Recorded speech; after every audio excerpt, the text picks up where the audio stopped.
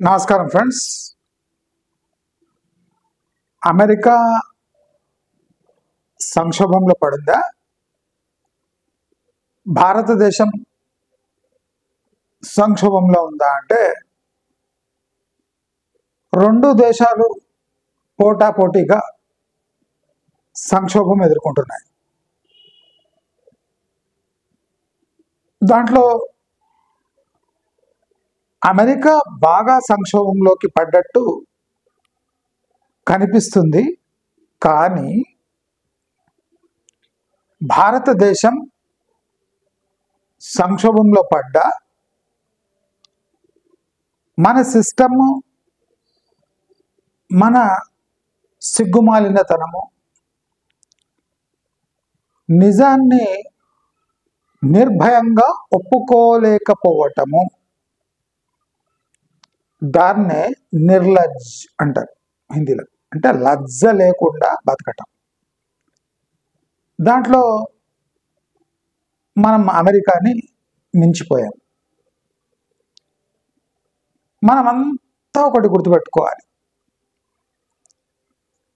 నేను గత 1.5-2 years నుంచి మీకు హెచ్చరిస్తున్నా. వరల్డ్ ఎకనామిక్ ఆర్డర్ చేంజ్ అవుతుంది. మనం ఏది గట్టిగా నమ్మలేము.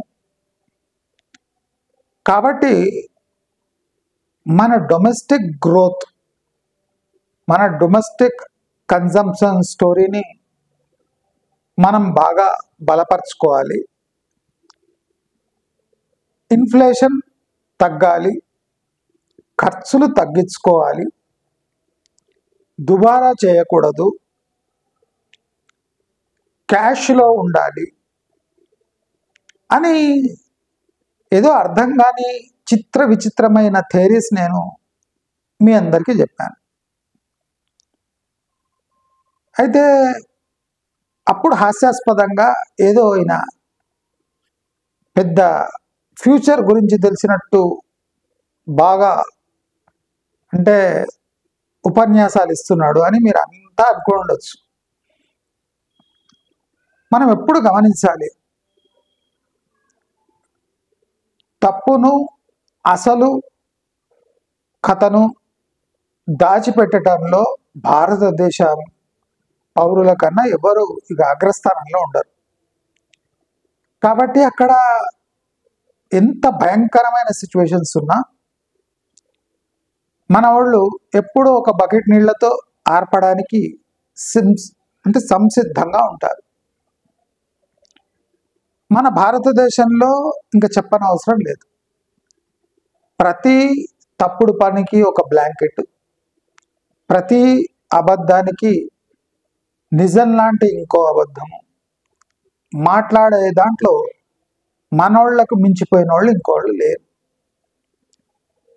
మనం రియల్ ఎస్టేట్లో ఇంత క్రిస్టల్ క్లియర్గా జరగబోయే విషయాలను, అంటే హైదరాబాద్లో జరుగుతున్న విషయాలు చెప్తేనే హాస్యాస్పదంగా తీసుకొని నవ్వుకున్నారు. కానీ వాళ్ళు చూడండి, హైదరాబాద్లో ఎన్ని స్కామ్స్ బయటపడుతున్నాయి. నేను చెప్తానే ఉన్నా, హై రైజెస్ పై భయంకరమైన కేసులు నమోదవుతాయి అని నేను 2-2.5 ఏళ్ళే చెప్తున్నాను.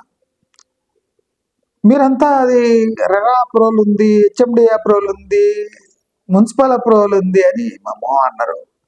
సరే అని నేను కామ్గా ఉంటాను.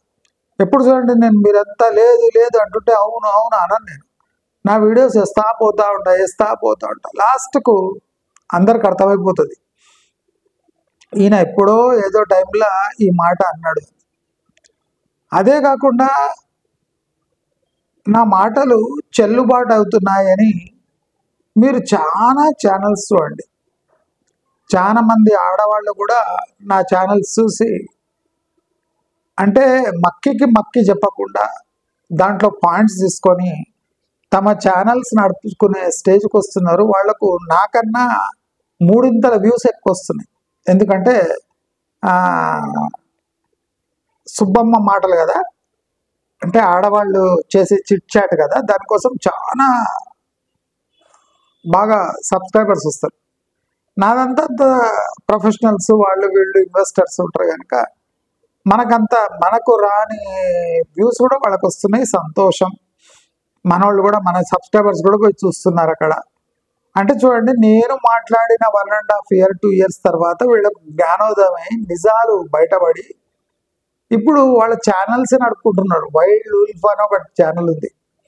వాడు ఇప్పుడు అంత ఫస్ట్ ఫుల్ పాజిటివ్ వాడు, మీరు చూడండి. ఇప్పుడు ఫుల్ నెగిటివ్గా ఇస్తున్నాడు, ఎందుకంటే వ్యూస్ వస్తున్నాయి వాడికి. మీరు గమనించండి, వైల్డ్ ఉల్ఫ్. అది కాకుండా ఇప్పుడు ఆడవాళ్ళు కూడా పట్టు చీరలు కట్టుకొని, కాటన్ చీరలు కట్టుకొని నేనేమేమి చెప్పినానో అప్పుడు 2 ఏళ్ల తర్వాత ఇప్పుడు చెప్తున్నారు వాళ్ళు. వాళ్ళ ఛానల్ కూడా మంచిగా నడుస్తున్నాయి. నాకేం లేదు, నా వల్ల కొంతమంది బతికేస్తున్నారు, అది నాకు సంతోషం. నాకు కుళ్ళేం లేదు. వ్యూస్ కూడా నాకన్నా 3 ఇంతలు ఎక్కువ వస్తున్నాయి. అంటే ఎక్కడనో జెండర్ ప్రాబ్లం ఉంది. అంటే నేను మగవాడిని కనుక ఈ అక్కమ్మ సుబ్బమ్మ మాటలు నేను మాట్లాడలేను కనుక, అంటే అలాంటి ఛానల్లో చాలా మంది వస్తారు కదా, దాని ప్రకారం వచ్చిండ్రు అని నేను భావిస్తూ ఉన్నాను. నాకేం ప్రాబ్లం లేదు. నేను ఈ అమెరికాకి పారిపోయిన వ్యక్తుల గురించి కూడా చాలా ఘాటు విమర్శలే చేశాను. అవి త్వరలో కూడా నిజాలు కాబోతున్నాయి. ఎన్ఆర్ఐల గురించి కూడా నేను చెప్పాను. ఎన్ఆర్ఐలు చాలా మంది బల్క్లో అమ్మడానికి సిద్ధపడ్డారు. ఇక్కడ కూడా హైరైజ్లో 5-10 ఫ్లోర్లు ఒకేసారి అమ్మేశారు. ఎన్ఆర్ఐలు ఇరుక్కుపోయారు అని నేను పలు వీడియోల్లో చెప్పాను. అది 1.5 year బ్యాక్. అది ఎందుకు నిజమవుతుంది అని మీకు ఇప్పుడు తెలుస్తుంది. మీరు అనుకుంటున్నారు అమెరికాలో సంక్షోభం, నేను ఎప్పుడో చెప్తున్నా 1.5-2 years బ్యాక్ నుంచి, అమెరికాలో తీవ్రమైన సంక్షోభం ఏర్పడబోతుంది అని నేను చెప్పిన. ఏం కాదు, పోతున్నారు, వస్తున్నారు, మన వాళ్ళు ఇంకా పోతున్నారు, చదువుకోవడానికి పోతున్నారు అన్నారు. అసలు ఇప్పుడు ఎంప్లాయ్మెంట్ అనే ఒక మేజర్ హర్డల్ అమెరికా క్రాస్ చేయలేకపోతుంది. దానికోసం ఇప్పుడు H1B వీసాలు, స్టూడెంట్ వీసాలపై కూడా ఆంక్షలు విధించింది. అంటే ఒక దేశము ఎంప్లాయ్మెంట్ క్రియేట్ చేయలేకపోతే పొలిటికల్ సిస్టమ్ షేక్ అయిపోతుంది అని దీనికి నిదర్శనం, అంటే ఉదాహరణ. నేను ఏది అంత ఈజీగా చెప్పాను. బహుశా మీకు పేషెన్స్ ఉంటే నా పాత వీడియోలు చూడొచ్చు. నేను క్రిస్టల్ క్లియర్గా జంకకుండా చెప్పిన, రాబోయేది కష్టకాలము. ఈ ఎన్ఆర్ఐలు కూడా హైదరాబాద్లో కొనరు. హైదరాబాద్ గ్లోబల్ సిటీ కానే కాదు. గ్లోబల్ సిటీకి కొన్ని ఉంటాయి నియమ నిబంధనలు, కొన్ని గుణాలు ఉంటాయి. ఆ గుణాలే మన హైదరాబాద్కి లేవు అని చెప్పిన. అట్లట్లా అందరు పొగుడుతున్నారు గ్లోబల్ సిటీ అంటే. వాళ్ళంతా డ్రోన్ విజువల్స్ చూసి సంబరి పడిపోతున్నారు, కానీ ఎన్ని ఖాళీగా ఉన్నాయి ఇక్కడ అని ఎవరికి తెలియదు. ప్లస్ కమర్షియల్ ఏరియాస్ మొత్తం ఇక్కడ ఇండియాలో లేనంత బుక్ అయిపోయినాయట. మరి బిజినెసే లేనప్పుడు అంత కమర్షియల్ ఏరియాస్ బుక్ అయినాయని డేటా ఎవరు రిలీజ్ చేసిండో సన్నాసి, కానీ వానికి శ్రద్ధాంజలి ఘటించవలసిందే. అంటే మన స్థాయిలో మనం మాట్లాడుకుంటే, ఇప్పుడు నేను మాట్లాడితే పెద్ద ప్రాముఖ్యత ఉండదు, ఎందుకంటే అంత పెద్ద వాళ్ళు వచ్చి మాట్లాడాలి. మన ఛానల్ నుంచి దొంగలించబడిన న్యూస్ని మళ్ళీ మీరు చూడాలి, అప్పుడు కానీ మీకు ఆనందం కాదు. ఎందుకంటే మనం ప్లెయిన్గా చెప్తాం కదా, ఇట్లా అవుతుంది అని, అది మనకు సరిపోదు. ప్లస్ నాకేం ప్రాబ్లం లేదు, ఎందుకంటే అది సహజ గుణం, సొసైటీలో సహజ ప్రకృతి కనుక మనం పెద్ద స్పందించవలసిన అవసరం లేదు. కానీ నేను ఇవాళ కూడా మీకు అంటే రీసెంట్లీ నేను చెప్పిన కొన్ని విషయాలు మీకు మళ్ళీ రిమైండ్ చేపిస్తాను. అదేమంటే AI అనేది ఒక డెవలప్మెంట్లో ఉన్న ఒక రకమైన సాఫ్ట్వేర్. అంటే ఈ AI ఎప్పుడు మానవ మనుగడకు ప్రమాదకరంగా మారుతుందో, అంటే మనుగడ అంటే నియరెస్ట్ వర్డ్ ఏమంటే జాబ్ని ఎప్పుడు AI మింగేస్తుందో, అట్లీస్ట్ భారతదేశం లాంటి దేశంలో ఏఐని నొక్కేస్తారు. ఎందుకంటే ఏఐ చిత్ర విచిత్రమైనవి అప్రాక్సిమేట్గా కొన్ని కార్యాలు చేస్తుంటే, ప్రోగ్రామ్స్ చేస్తుంటే, ఒక 140+ crores పాపులేషన్ ఉన్న ఒక దేశంలో ఇది ఒక శాపంగా మారుతుంది. చాలా మంది ఏఐ కోర్సులు చేస్తున్నారు. నేను చెప్పిన మీరంతా తొందరపడి ఏఐ కోర్సులు చేయకండి అంటే దాని నిదర్శనం మన జేఎన్టీలోనే ఖాళీ సీట్స్ ఉన్నాయి ఏఐలో. అంటే చాలా త్వరగా అది బాగా ప్రచురితమైంది, చాలా త్వరగా పడిపోయింది. అంటే షార్ట్ లైఫ్. డెఫినెట్లీ దాంతో యూజెస్ ఉన్నాయి, కానీ అది బాగా పాపులేషన్ ఉన్న దేశానికి అది శాపము. నేను ఎప్పుడు చెప్పిన ఏఐ కొన్ని విజయాలను సాధించలేదు, కొన్ని కార్యాలు చేయలేదు. చెట్టెక్కి కళ్ళు తీయమంటే తీయలేదు, బెల్లం పాకం తయారు చేయంటే చేయలేదు. అంటే కొన్ని మనం ఎట్లుంటుందంటే మానవ ఇంటర్వెన్షన్తో కరెక్షన్ ప్రాసెస్తో చేసే కొన్ని పనులు ఉంటాయి. నేను ఎప్పుడో చెప్పిన, ఎప్పుడు మీరు చేతి వృత్తులను నమ్ముకోండి. ఇప్పుడు ఏమవుతుంది చూడండి, లార్జ్ స్కేల్ అన్ఎంప్లాయ్మెంట్ భారతదేశంలో కామన్ అయిపోతుంది. అంటే ప్రతి 10 మందిలో 7-8 మందికి జాబ్స్ ఉండవు. అలాంటప్పుడు క్రైమ్ రేట్ ఎక్కువవుతుంది, అలాంటప్పుడు ఆత్మహత్యలు ఎక్కువవుతాయి, అలాంటప్పుడు ఈ డెమోక్రటిక్ సిస్టంలో ఉన్న వాళ్ళని పదవిలో నుంచి దించడానికి ప్రయత్నాలు జరుగుతాయి. అంటే అల్లకొల్లోలంగా మారుతుంది. ఎందుకు మారింది ఇంత అల్లోకల్లోకంగా సడన్గా ఎందుకు మారింది అంటే మనోళ్ళు చేసిన తప్పిదాల వల్ల. మనోళ్ళు ఏం చేసిండ్రు, వాళ్లకు ప్రమాదకరంగా ఉన్నాయి అమెరికాలో సిచ్యువేషన్ అని తెలిసినా మనోళ్ళు నోరు మూసుకొని తమ బండారం బయట ఎక్కడ పడుతుంది అని నోరు మూసుకొని అమెరికాలో కూర్చున్నారు. ఇప్పుడు అది ముఖం మీద పగిలింగానే ఇండియాలో త్వరగా తేలుకుంటున్నారు.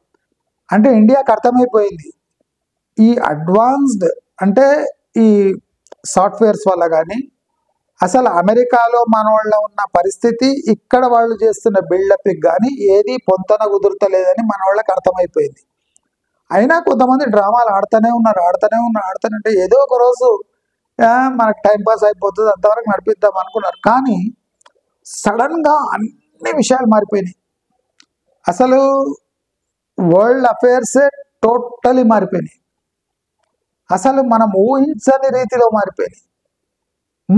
యుక్రెయిన్ యుద్ధం వల్ల జరిగే డ్యామేజ్ అని మనం ఎస్టిమేషన్ వేసినాం, కానీ సడన్గా అమెరికా వల్ల జరిగే డ్యామేజ్ అని మనం ఎస్టిమేషన్ వేయలేకపోయినాం.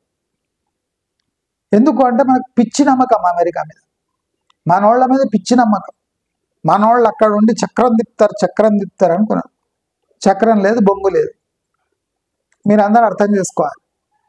అంటే ఎంతోమంది మనస్ఫూర్తిగా ఇచ్చిన శాపాల వల్ల ఇవాళ ఇది జరిగింది అని మనం అనుకోవాలి. శాపం ఇస్తే మనం పోయి అక్కడ సెటిల్ అయిపోయినాం అనుకునే వాళ్లకు ఇదొక చెంపదెబ్బ. ఎంతోమంది శాపాలు, ఆ శాపాల ఫలితాలు ఎలా ఉన్నాయంటే ఇలా ఉంటాయి. ఇప్పుడు లార్జ్ స్కేల్ అన్ఎంప్లాయ్మెంట్ వల్ల మన భారతదేశంలో ఇన్ఫ్లేషన్ పడుతుంది. నేను మీకు ఈ విషయం విచిత్రంగా అనిపిస్తుంది మీకు, కానీ నేను చెప్తున్నానండి, ఎంప్లాయ్మెంట్ లేమి వల్ల ఇన్ఫ్లేషన్ పడుతుంది. అంటే చాలా మంది అట్టెట్లా పడుతుంది అన్నారు, ఇట్లే పడుతుంది. లార్జ్ స్కేల్ అన్ఎంప్లాయ్మెంట్ వల్ల శాలరీస్ పడతాయి, శాలరీస్ పడటం వల్ల స్పెండింగ్ పవర్ తగ్గుతుంది, స్పెండింగ్ పవర్ తగ్గడం వల్ల డిమాండ్ తగ్గుతుంది, డిమాండ్ తగ్గడం వల్ల ప్రొడక్షన్ తగ్గుతుంది, ప్రొడక్షన్ తగ్గడం వల్ల ఉన్న ప్రొడక్షన్ని మెయింటైన్ చేయలేక ధరలు కట్ చేసి తక్కువ ధరలకు అమ్మడం వల్ల అన్ని వస్తువుల్లో ధరల కోతబడి స్పెండింగ్ పవర్ తక్కువైన వల్ల కన్జంప్షన్ తక్కువై ఇన్ఫ్లేషన్ కంట్రోల్లో వస్తుంది. దీన్ని ఎకనామిక్స్ అంటారు. సైన్స్పై ఆధారపడ్డ దేశానికి శ్రద్ధాంజలి. నేను ఇది 1.5-2 years బ్యాక్ వీడియోలు తీయండి అన్ని మొత్తం నేను చెప్పిన. మన సబ్స్క్రైబర్స్కి నేను 1.5-2 years ముందు అడ్వాన్స్ ఇదే మాటలు మాట్లాడినా. మీరు చూడండి, ఏఐ గురించి కూడా నేను ప్రతిఘటించిన. ఫ్యూచర్ అంతా మనదే అంటే కాదు అన్న. నా కరోనా వీడియోలో కూడా చూడండి, మొత్తం మొత్తం ఆన్లైన్ అన్నారు ఎడ్యుకేషన్. కాదు అని చెప్పిన. ఇప్పుడు ప్రైవేట్ ఎడ్యుకేషన్ అంటున్నారు స్కూల్. కొన్ని రోజులు అయిన తర్వాత చూడండి మొత్తం ట్యూషన్ ఎడ్యుకేషన్ పై షిఫ్ట్ అవుతుంది. ట్యూషన్ అంటే కాలేజీలు ట్యూషన్ సెంటర్స్గా మారిపోతాయి. కాలేజ్ ఉండదు, ట్యూషన్ సెంటర్స్గా మారిపోతుంది. మీరు చూడండి అవుతుందా లేదా? ఇది నా నోరు, ఇది నా నాలుక. ఏమేమన్నానో అట్లనే అవుతుంది. అంటే నేను పెద్ద భవిష్యవాణి చేసేవాడిని కాదు. ప్రాక్టికల్ సిచ్యువేషన్ సొసైటీలో జరిగేది జస్ట్ అంచనా వేసి మీకు అడ్వాన్స్ ఇన్ఫర్మేషన్ ఇస్తాను. చాలా కాలేజీలు ట్యూషన్ సెంటర్లుగా మారిపోతాయి. ఏదో రకంగా అడ్మిషన్ తీసుకొని ట్యూషన్లలో అతి తక్కువ ఫీజుతో చదివే సిచ్యువేషన్ ఇండియాలో వస్తుందా లేదా మీ కళ్ళతో మీరు చూడండి. ఇప్పుడే మేల్కోండి. లక్షలు అమెరికా అంటే పోవాలి అని ఇక్కడ బేస్ ఫౌండేషన్ ఇంజనీరింగ్ నుంచి చదివిన వాళ్ళ పరిస్థితి వాళ్ళు ఏముందో మీరు అందరూ ఊహించుకోండి. ఇంట్లో కూర్చొని ఎవరిపై డిపెండ్ లేని వ్యాపారాలు అలాంటివి నేర్చుకోండి. ఇప్పుడు కొన్ని లక్షల మంది మళ్ళీ డిమాట్ అకౌంట్ తీస్తారు. కొన్ని లక్షల మంది. అర్థమైందా? నేను చెప్పేది అదే. మీకు చాలా జాగ్రత్తగా ఉండండి. రాబోయే రోజు భయంకరంగా ఉంటాయి. అందరూ అలర్ట్గా ఉండండి. చేతి వృత్తులను నమ్ముకోండి అని చెప్పినా లేదా? ఎందుకు చెప్పినా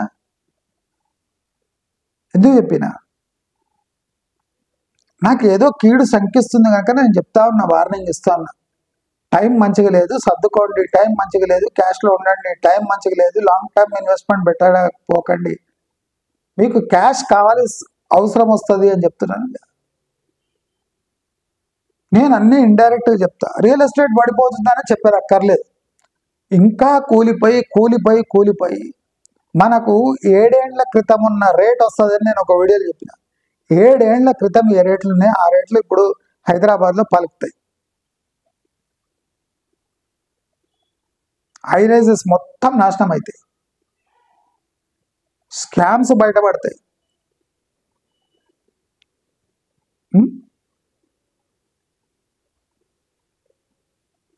మనం రియల్ ఎస్టేట్లో ఊహించుకుంటున్న మన ఈ మెయింటెనెన్స్ కానివ్వండి, ఈ ఫ్లోర్ స్పేర్ ఇండెక్స్ కానివ్వండి,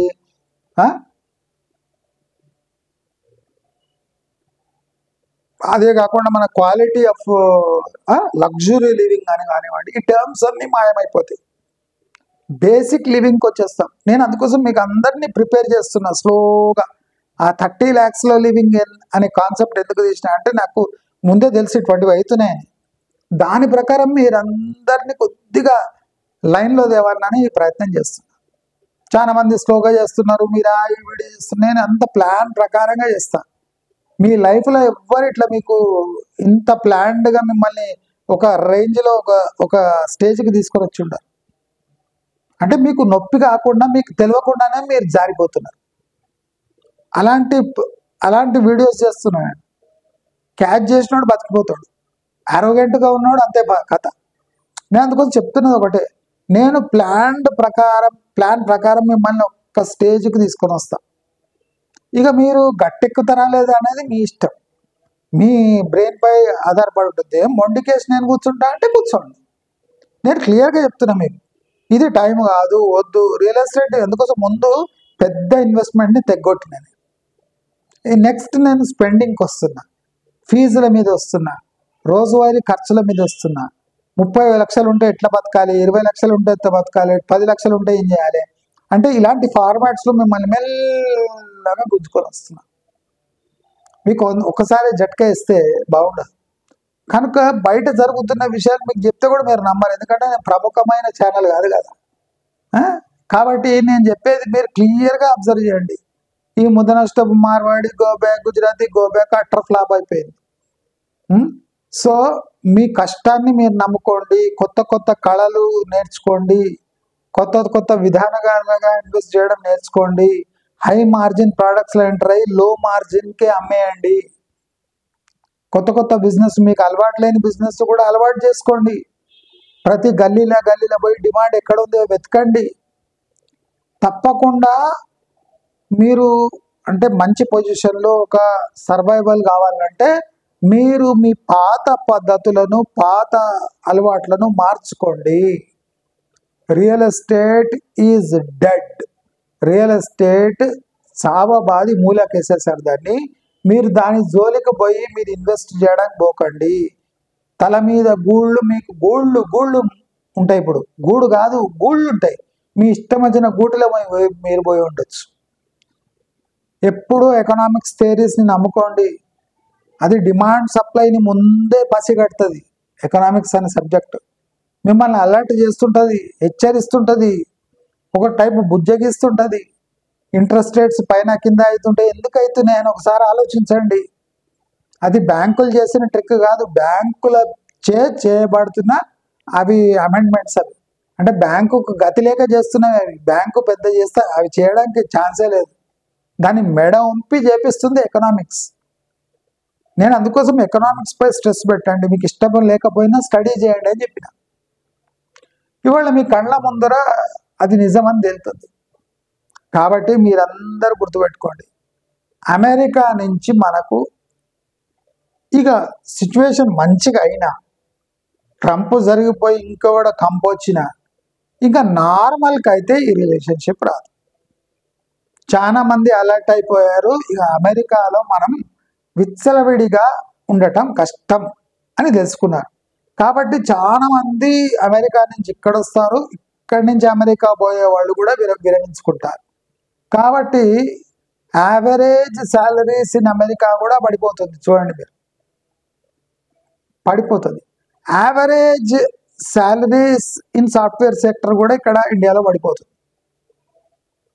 చూడండి మీరు.